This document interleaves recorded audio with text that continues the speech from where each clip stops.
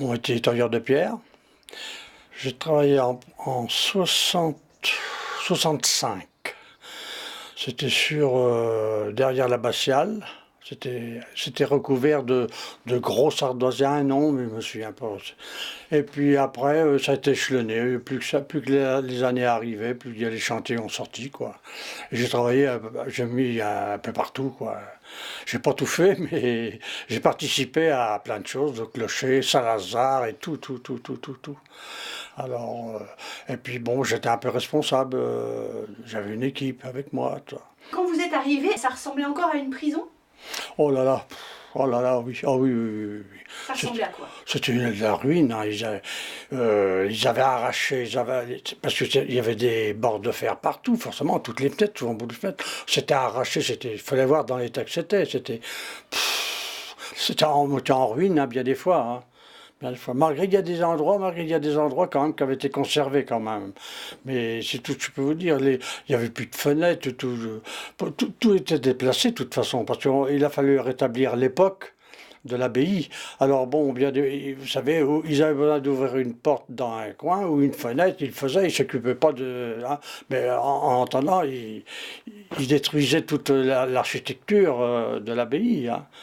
Où qu'on a mis les voûtes, là où c'est qu'on a établi les voûtes, il y avait plus rien, c'était un champ, comme s'il y a eu un bombardement, hein. Il fallait voir le tas de pierres qu'il y avait dans la cour et tout ça. Ah oui, oui, oui. Saint-Lazare, c'est pareil.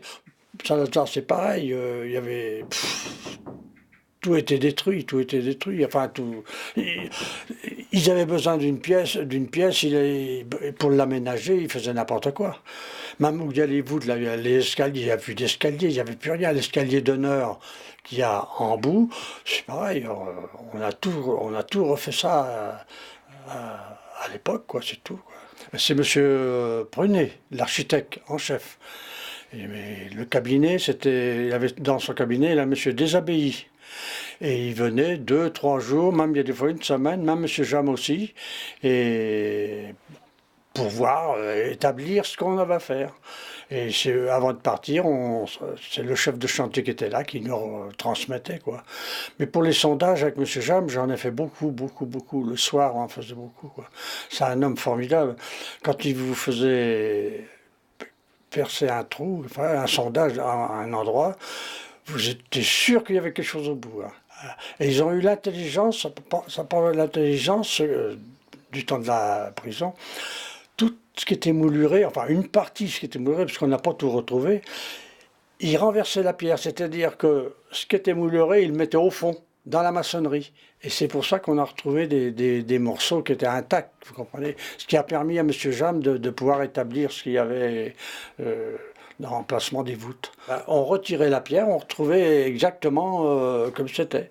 Alors d'après ça, et combien qu'on a fait, on a passé des heures à ça, du bas jusqu'en haut, hein. Ah oui, c'était formidable, c'était formidable. On a retrouvé les départs des voûtes, on a retrouvé 2 ou 3 assises, je crois. Alors, ça a été fait à Angers, les épures ont été fait à Angers, c'était à Angers. Ils nous ont envoyé les coffrages. Alors, comme on a fait un plancher, on a posé tous les cintres. Et comme je vous disais, on commençait à poser la voûte, la clé de voûte, et après, toutes les nervures, on revenait rejoindre la clé de voûte. Et là, après, on faisait l'intérieur, tous les reins de voûte, avec des petits pierres, vous avez bien vu certainement, quoi. Mais c'était un beau travail, quoi. De votre entreprise, il y avait combien d'ouvriers qui travaillaient? Oh, une vingtaine, hein, facile, hein, facile, hein, facile. Ah oui, parce que par un moment, il y a les charpentiers, couvreurs, tout ça, on était plus dans une quarantaine, hein. Dans l'abbaye, il fallait voir. Ah oui, oui, oui. Je travaillais beaucoup avec les charpentes, la maison Perrault, la couverture Yvon Gauthier. Alors, ah oui, oui, oui, oui. Mais alors on était établi un peu partout, quoi. Il y avait un peu partout. Il y avait des débuts de chantier partout, quoi, partout, quoi, partout, partout. Et puis bien des choses qui avaient été faites avant et puis qu'il a fallu casser pour refaire. Ça se passait bien, hein, ça se passait bien, hein. Ah oui, même entre ouvriers, même entre patrons et tout, oui, oui, ça s'entendait très bien, quoi. J'ai jamais vu quelque chose. Ah ben si, se faire rouspéter, mais par M. Prunet, ça arrivait plus d'une fois, hein. Attention. Ah oui, oui, oui, Et oui. pourquoi? Ah ben parce que ça ne plaisait pas, ou il y avait des choses qui n'allaient pas comme il l'avait dit, ou... Ah oui, oui, oui. Mais c'était un homme comme ça, hein. Vraiment, il aimait mieux bientôt venir avec nous, les ouvriers, que les patrons qui étaient là. Bien des fois, il disait même pas bonjour au patron, il venait nous dire bonjour tout de suite, ah oui, oui. Il était exigeant? Ah oui, oh là, très. Mais un sacré architecte, hein. Ah, il savait ce qu'il voulait, hein. Et puis, il fallait pas se permettre de prendre un rabot. Vous savez ce que c'est qu'un rabot? Il fallait pas prendre de rabot.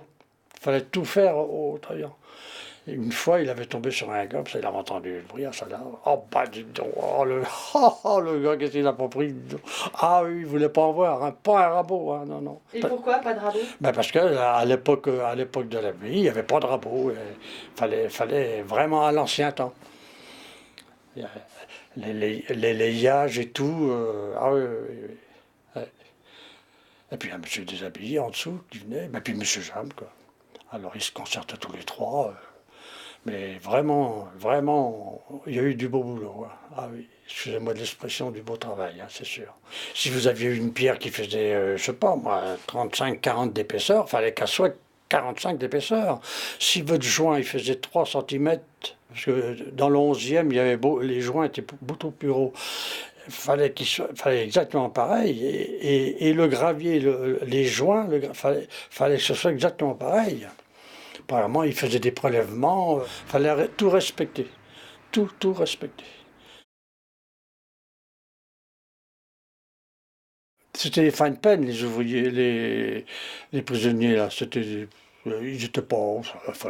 Fallait pas être copain avec eux, mais enfin bref, ils travaillaient, l'entreprise s'était entendue avec eux, alors ils avaient de la bière, ils avaient du tabac, et puis ils se contentaient de ça, et puis c'était bien gentil, quoi. Mais fallait les laisser tranquilles, fallait pas être dessus, non, non, non, non. Ils démolissaient, il y avait les sambrons, alors ben, ils étaient heureux, ils chargeaient ça, ils sortaient tous les travaux à la poussière qu'il y avait, hein, il y en avait, hein.